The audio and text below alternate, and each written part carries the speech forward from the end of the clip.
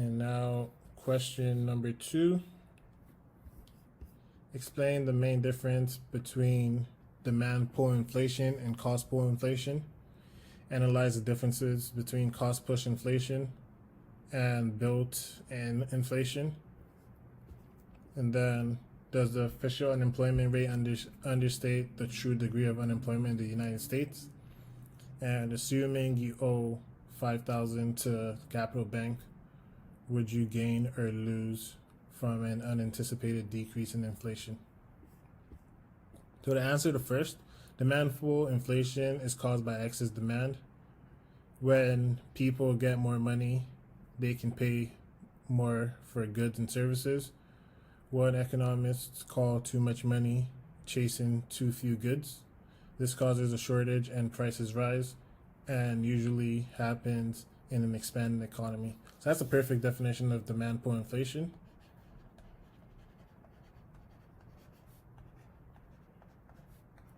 Inflation. So this occurs when there's excess demand.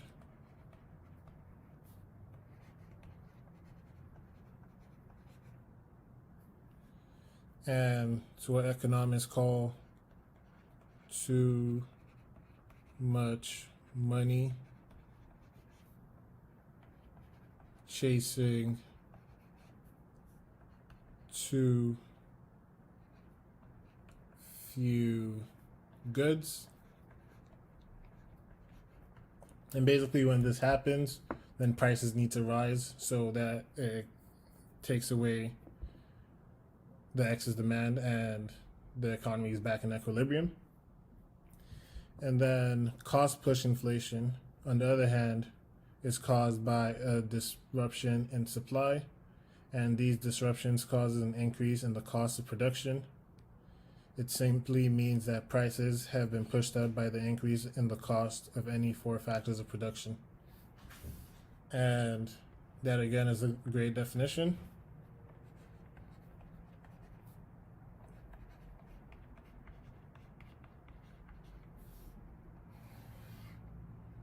Basically, when there's an increase in cost of production, it leads to an increase in prices, which is inflation. So that answers the first part of this question. Let's look at the second part now. Analyze the differences between cost push inflation and built-in inflation. So we know what cost push inflation is already. We know that it's inflation that's caused by an increase in cost of production. When there's an increase in cost of production, then prices need to rise to meet those increases in cost of production. So built-in inflation is a result of adaptive expectations. Say if a worker expects there to be inflation, they will negotiate for wages increasing at or above the rate of inflation. The employers in turn pass the higher labor cost on the consumers through higher prices. Cost push inflation is an increase in price because the higher cost of production, the prices are forced to push up due to higher costs. So again, great definition. Say built-in inflation says when workers expect there to be an inflation and they negotiate for higher wages, and if they negotiate for higher wages, their employers, who are also the producers in this case, they have to get that money from somewhere to pay their employees higher wages, and that usually comes from increasing prices and charging consumer consumers more.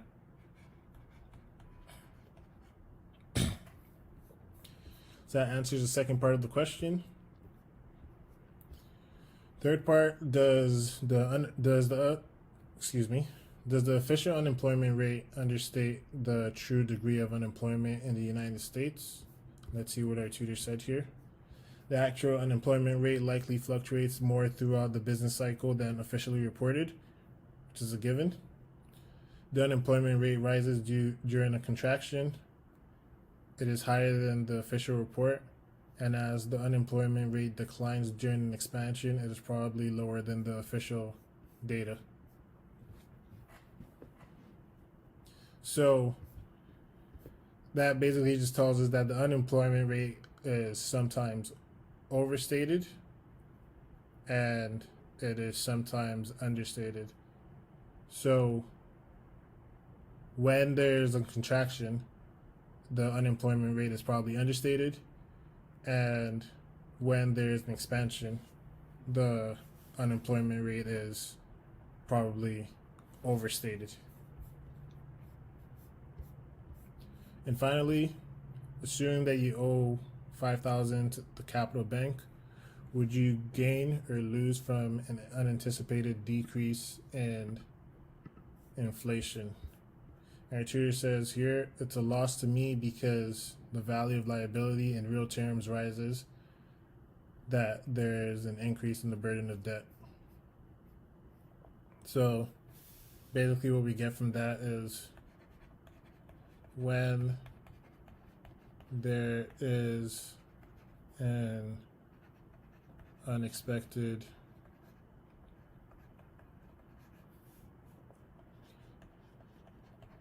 decrease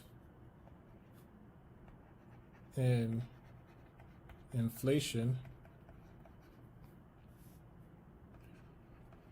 borrowers are worse off, and that's because the money you borrowed is valued higher than what it is today, and you're basically paying more than you would normally be paying back, and lenders are better off.